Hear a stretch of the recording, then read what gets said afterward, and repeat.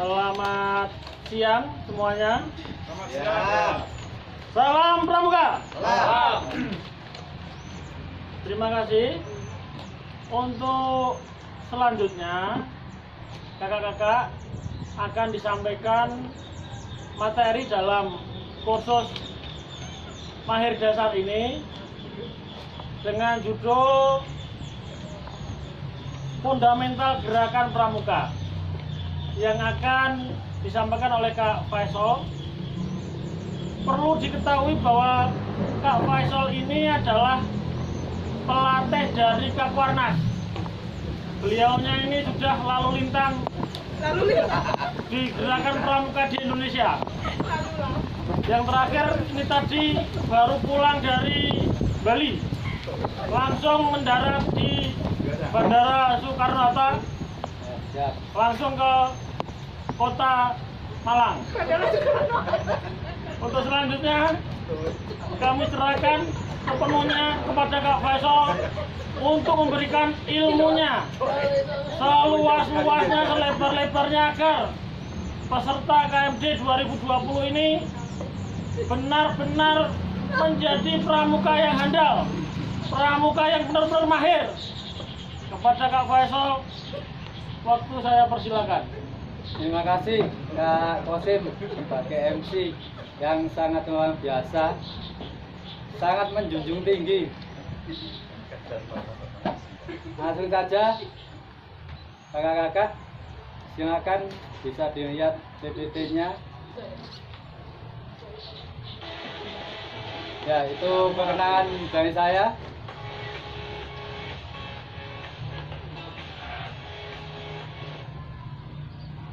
Nggak usah lama-lama Kak ya. Jadi biar kita juga fokus ke materinya. Sebelum kita lanjut ke yang lain, saya yakin dari kakak-kakak ini ada yang tidak bisa membedakan, bahkan menyamakan semua. Apa sih yang disebut pramuka, gerakan pramuka sama kepramukaan. Pasti ada yang berpikir semuanya itu ya pramuka. Pasti seperti itu. Ya, cukup singkat saja. Kalau ingin panjangnya bisa dilihat nanti di ADRT-nya. Pramuka adalah manusianya yang berkarya, kepramukaan adalah pendidikannya, gerakan pramuka adalah organisasinya. Secara umum seperti itu. Jadi kalau ada yang bilang, siapa sih itu? Pramuka. Kegiatan apa itu? Pramuka. Organisasi apa itu? Pramuka. Itu sudah tidak boleh lagi seperti itu. Seorang pembina tidak boleh seperti itu. Sebelum itu kita bagi kelompok terlebih dahulu Kak ya. Nanti ada 4 kelompok. Yang pertama yaitu kelompok yang akan membahas tentang PDK. Yang kedua tentang FK. Yang ketiga tentang tujuan gerakan pramuka. Yang keempat tentang kurikulum di pramuka itu apa saja yang dibuat. Ya silakan langsung saja saya bagi kelompok didiskusikan. Saya kasih waktu 20 menit mulai dari sekarang. Silakan Kak. Nanti perwakilan dari masing-masing kelompok maju untuk presentasi dulu. Apa saja sih itu yang dinamakan PDK, MK, tujuan gerakan pramuka, kurikulumnya. Silakan. Ya sudah Kak ya. Silakan dari kelompok A maju untuk mempresentasikan tentang apa yang dibahas. Ya, kemudian kelompok B, kelompok C, kelompok D. Silakan. Ya, sudah selesai semuanya. Dikarenakan seperti yang saya dengar tadi, yang lebih pas untuk presentasi adalah kelompok B. Silakan kelompok B dikasih hadiah dulu ini mungkin kayaknya. Kasih HP nggak apa-apa ya ini ya. Dari nanti saya paketkan ini. Jangan HP saya ya. Banyak fotonya yang anak dan istri saya. Dari paparan tadi kita akan menuju ke kurikulum dulu Kak ya. Jadi gerakan pramuka itu mempunyai kurikulum SKU dan SKK. Tadi yang dikatakan kakak tadi sudah bagus, sudah diperjelas apa sih isi SKU, SKK itu apa saja, sudah bagus semuanya, sudah pas. Jadi yang saya evaluasi dari itu tadi yaitu harus menyemangatakan semua. Jangan emosionalnya itu ditekan, yang lain tidak, jangan seperti itu. Kita semuanya guru-guru harus bisa mengatakan semua. Yang pramuka dapat ilmunya semua. Kemudian yang kedua tadi membahas tentang tujuan gerakan pramuka, yaitu ada 3: karakternya, keterampilan, dan kebangsaan harus ditekankan sama juga semua, supaya anggota pramuka juga berkarakter, juga terampil dalam hal apapun, kebangsaannya juga ada. Kemudian yang ketiga tentang prinsip dasar kepramukaan. Nah, ini tadi sepertinya kurang ditekankan lagi bahwasanya pembina pramuka harus melaksanakan PDK ini. Kalau ngebiapannya bisa disingkat EPPTA. I, iman dan takwa kepada Tuhan Yang Maha Esa. Saya yakin pembina pramuka di Indonesia banyak yang belum mempraktekkan ini. Peserta didiknya dipaksa, ayo sholat, ayo ibadah. Ternyata pembinanya sendiri bingung dengan kegiatannya, sudah lupa dengan ibadahnya. Jangan sampai seperti itu kakak-kakak. Kemudian P yang kedua, bisa peduli terhadap bangsa, tanah air, sesama Indonesia, dan alam seisinya. Ini saya yakin pembina pramuka melakukan ini semua, saya yakin. Dalam prakteknya, wow, bagus sekali itu. Kecintaan di bangsanya, kecintaan sesama pembina dengan peserta didik, bagus sekali. Yang ketiga, peduli terhadap diri pribadinya. Ini tadi di kelompok 3 tidak menjelaskan ini secara rinci. Jadi peduli pada diri sendiri itu tidak semua pembina seperti itu. Ada juga yang tidak peduli pada dirinya, yang penting kegiatannya terlaksana. Contohnya saja nggak pernah mandi 3 hari kemah, 1 minggu kemah nggak pernah mandi. Kayak kakak-kakak KMD ini, saya yakin ada yang belum mandi ini kayaknya. Jadi jangan sampai seperti itu. Peduli pada diri sendiri itu penting. Kalau kita sudah tidak sehat, kita tidak bersih, pasti akan menjadi omongan atau pembicaraan orang lain. Yang selanjutnya taat kepada kode kehormatan. Ini juga seperti itu. Kakak pembina sekarang ini banyak sekali yang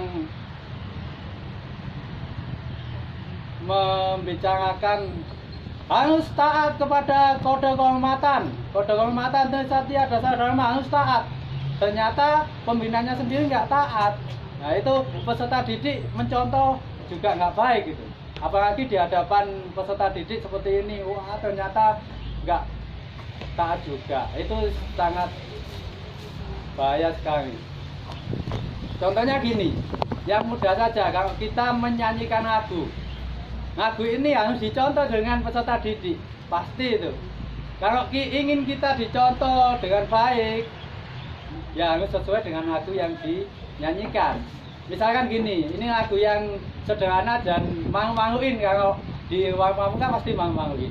Lagunya berjudul Kuda Lucu. Nah ini kalau bukan pramuka pasti sangat malu sekali. Biasanya gini, nyanyinya kuda lucu, bisa dilihat di situ kak ya sambil di rumah. Kuda lucu yang baru diberi ibu, hidung 1, telinga 2, ekornya gaya. Kuda lucu lompat loncat tiada hentinya, kuda lucu pandai menari. Ya sudah apa kan yang seperti itu. Yang kedua gerakannya, saya yakin kalau bukan pramuka pasti malu, pasti itu. Saya contohkan dulu gerakannya kakak-kakak ya. Misalkan di situ hidung 1 berarti silakan megang hidung. Kalau telinga berarti silakan megang telinga. Kalau loncat ya loncat. Kalau ekornya ya harus seperti itu kakak ya. Coba saya contohkan. Kuda lucu yang baru diberi ibu, hidung 1, telinga 2, ekornya gaya. Kuda lucu lompat loncat tiada hentinya, kuda lucu pandai menari. Misalnya seperti itu kan. Ini contoh saja, tidak usah dilakukan ya. nanti di rumah kalau deket meja, deket kursi, deket piring nanti pecah semua nanti. Itu hanya contoh saja. Kemudian dari itu pramuka juga punya indikatornya. Tidak usah susah-susah. Kalau di pramuka itu mudah semua. Jadi inti dari ini semua kakak-kakak, indikatornya harus satu, bahagia kan? Bahagia itu pasti sehat nanti jadinya. Kalau sudah bahagia, nanti akan ketemu sehat di jasmani dan rohani. Jadi satu, bahagia. Dua, sehat. Tiga, jangan lupa suka menolong nggak? Di pramuka ini dibangun karakter suka menolong. Yang empat, dibangun karakter mempunyai kreativitas atau ada karya. Jadi kita dipaksa untuk berkarya, kreativitas, keterampilan itu sangat luar biasa. Soalnya pikiran kita akan dipaksa untuk berpikir cepat. Oh aduh ini kreatif seperti ini, nggak ada paku, wah pakai aja, bohong, nggak apa-apa, nggak masalah seperti itu kan. Jadi kita harus seperti itu. Ingat pesan Bodon Powo kita, kakek kita katanya, yang mendirikan, yang menemukan, yang selalu kita ingat, yaitu hingga akhirnya sampailah pada tujuan akhir kita dari semuanya, yaitu hidup bahagia dan mati bahagia. Jangan sampai kita hidup bahagia, mati tidak bahagia kan? Dan jangan sampai kita hidup tidak bahagia, mati gak bahagia, tambah susah itu. Itu saja dari saya, mohon maaf dan terima kasih. Salam sehat. Wassalamualaikum warahmatullahi wabarakatuh. Salam pramuka.